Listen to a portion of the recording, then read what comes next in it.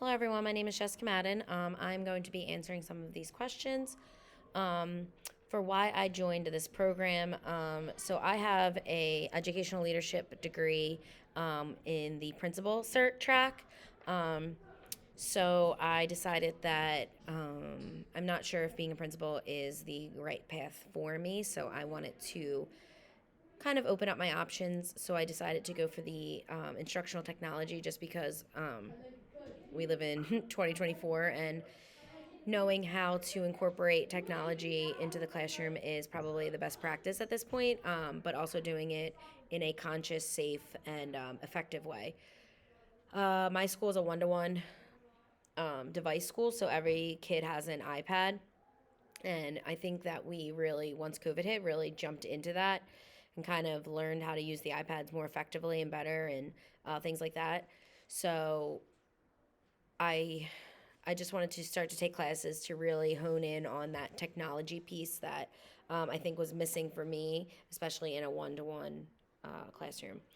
Okay, so some of the pros and cons of digital technology in the classroom. Some of the pros are going to be engagement, right? The kids are going to inevitably know more technology than us, so I guess it's really important that we know or stay up to date as best as possible.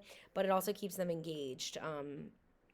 Blookits and Khan Academies and Ed Puzzles and um, flipped classroom, right? All of those things are things that can really engage the students on their level. And with that, then, like I know for us, we use a program called IXL, and it individualizes the students. So they take a benchmark test, and then the lessons that they do that come from that benchmark test. So all of my students are working on different lessons at the same time. So that goes into another pro, which is personalized learning. Um, and then through that personalized learning and through all of these programs, we can also incorporate digital literacy. So if they're going to be 21st century workplace workers, they are going to need to know the ins and outs of digital literacy and safety.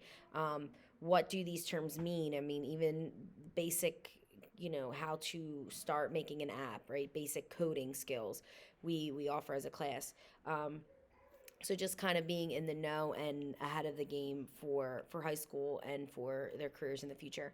Some of the cons are going to be, of course, there's going to be a distraction. So I have students who would rather play a game on their iPad than work on the assignment, right? So obviously, um, we do have some iPad restriction capabilities, but giving a student a device is almost like, and telling them not to do something that they want to do on it. It's kind of like, that old put a kids in the room, tell them not to eat the cookie, or they're going to eat the cookie. So I think that, it's really hard, especially for a middle school, an elementary school student to not find the iPad distracting. Um, Socialization, I have some kids who just put their nose in the iPad all day long and they don't really know how to interact with peers. So that's definitely a con. And in our school, we run into a lot of tech issues because all 1,600 students and 124 teachers and administrators were all on connected to the network at the same time. Wi-Fi connectability, a kid's iPad breaks. All those kind of glitchy, kind of techie issues can be a con here. Where do you see schools moving due to technology? I think that there's a couple things. I think that there's, those online charter schools, for students who maybe a brick and mortar school isn't the best option for them. Now we have options for those kids. Kids who are military kids that move a lot. Kids that are, really super involved in maybe their sport that they're doing, or semi, pro or, Olympians, like different things like that, where now the kids can kind of still keep up.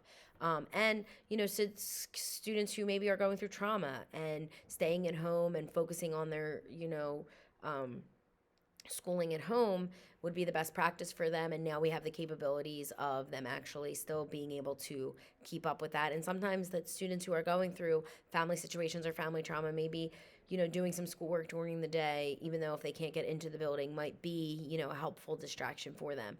Also, the flipped classroom model, I think, is a really great model where they, go and learn the content for firsthand at home and then come in the classroom. And instead of doing or learning, they then elaborate on their learning in the classroom. So then they are doing hands on activities and real world application activities in the classroom because they've already learned that skill outside of the classroom because now they have the capabilities too.